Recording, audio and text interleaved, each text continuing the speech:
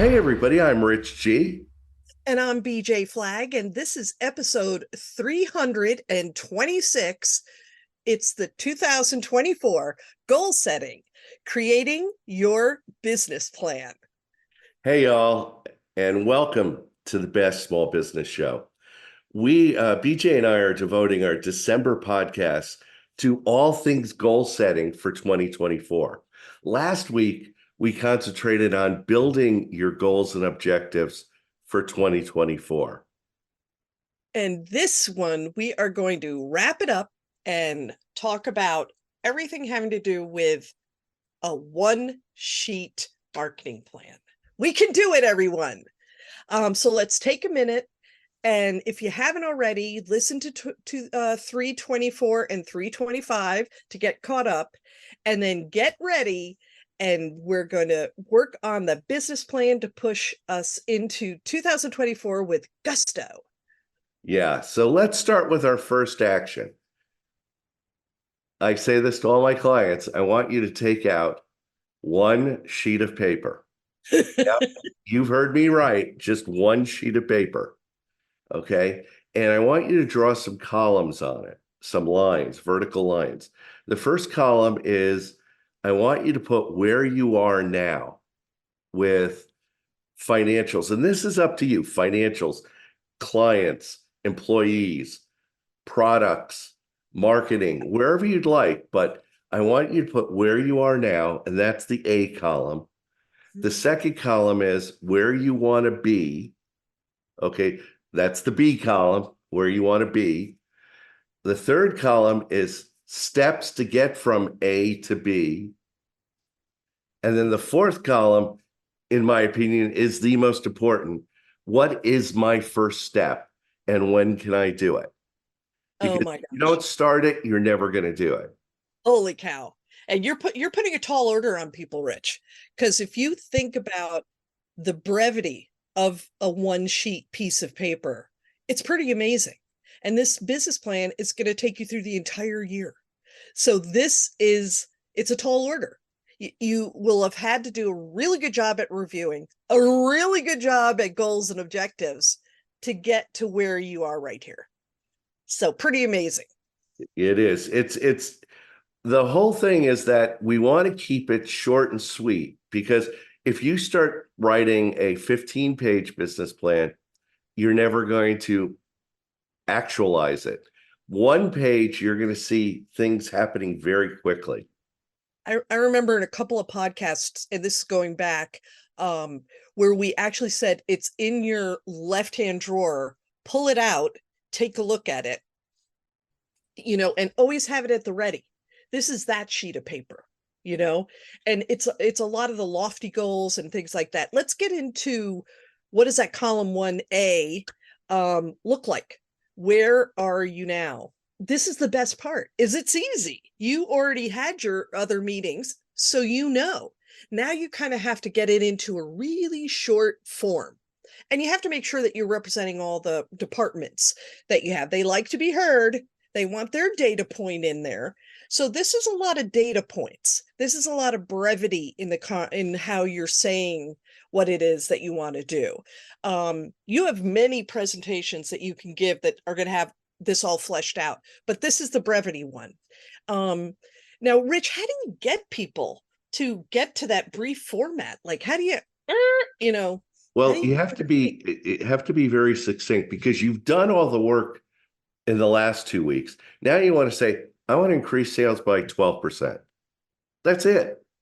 Then we're wow. going to talk about where, that's what you'd like to do.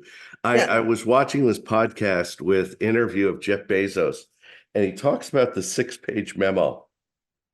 And it's very interesting on how he hates PowerPoint, because he says in meetings, when people present PowerPoint, it's very easy for the author to build, but it's very hard for the audience to understand.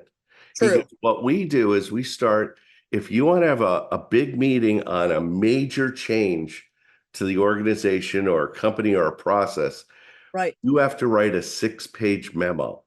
And Oh, this wow. 6-page memo is where you put your blood, sweat, and tears into 6 pages Yeah. and you have to edit it. So it's hard for the author, but it's easy for the audience because then they start the meeting and the first half hour is reading that memo and Holy understanding and taking notes, and then they discuss it. And gee whiz. it's brilliant. It's brilliant on how he Oh, did that. oh, for sure. And I think that when you're thinking about this one sheet of paper, you're really taking key indicators, Yeah. key larger things that you want your teams to have, could almost be in verbatim. They could Yeah.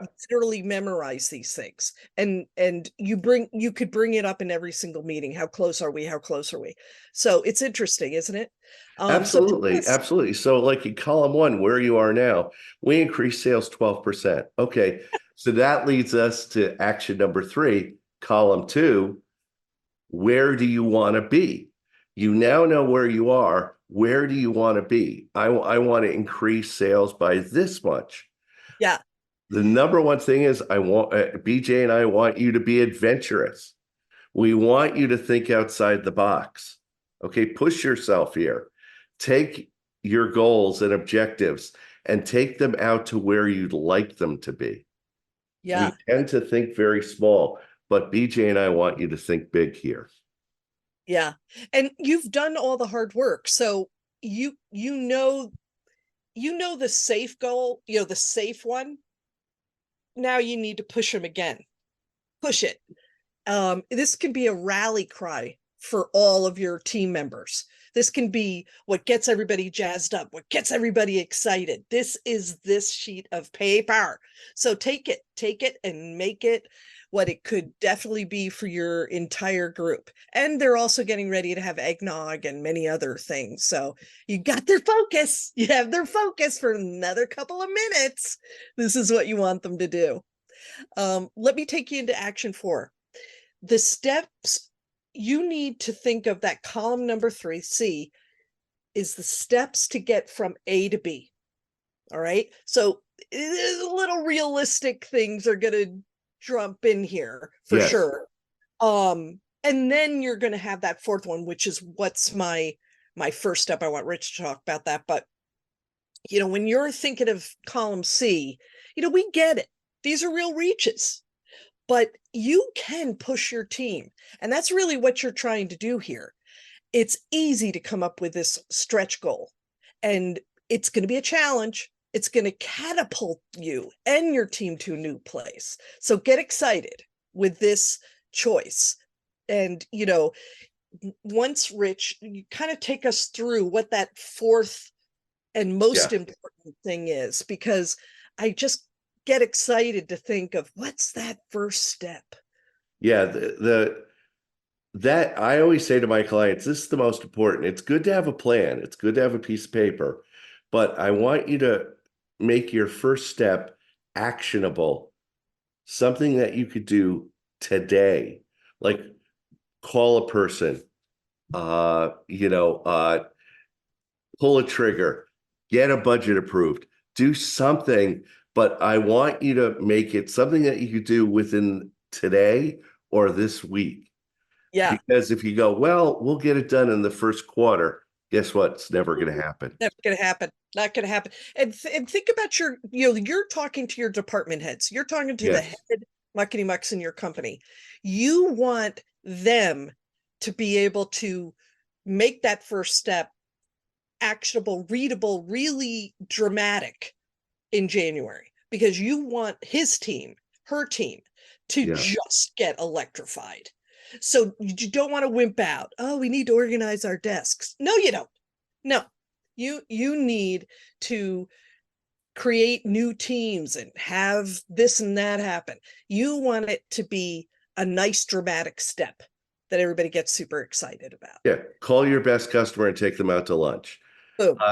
Call a client that you lost last year to see how they're doing.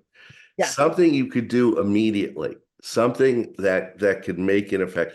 Call your accountant, call your tax person, call your attorney if you're having problems. But something where you could take immediate action. and Yeah. get them to do something quickly. Right. And you know what? One of the biggest things I want to say before we share our resource is this, we've taken you through this process because sometimes when we've had our company for a while, we get, stagnant, and we want you to feel jazzed about your company and what you do. Recapture that passion, recapture the excitement of thrusting your team into another thing. This is that sheet of paper that's going to do that. So we're excited. Yeah. We're excited. So Rich, take us through the different resources. Okay. Well, we've been mentioning the same resource for the last 2 weeks, which is Whitney Johnson's Smart Growth, How to Grow Your People to Grow Your Company. If you haven't had a chance to get this book, please, over the holiday season, go out and get it and read it. It's really going to help you. But BJ has come up with another great resource that she uses all the time. And this one is specific to this episode. It's called the One-Page Marketing Plan. It's a paperback by Alan Dibb. He's a serial entrepreneur and a really rebellious marketer. And he created a way to do your marketing plan that is literally a sheet of paper, and it's divided into 9 squares. Notice that me and Rich took pity upon you and went with our 4 column. We feel it's more effective, but Alan, you do you. But some of the things that he comes out, which is how to get a new customer, why, how to close a sale, how to not to be pushy. How to annihilate competitors. Come on, I Make love yourself that one. the only logical choice. That one alone, I want to buy this book. I know. Annihilate your competitors.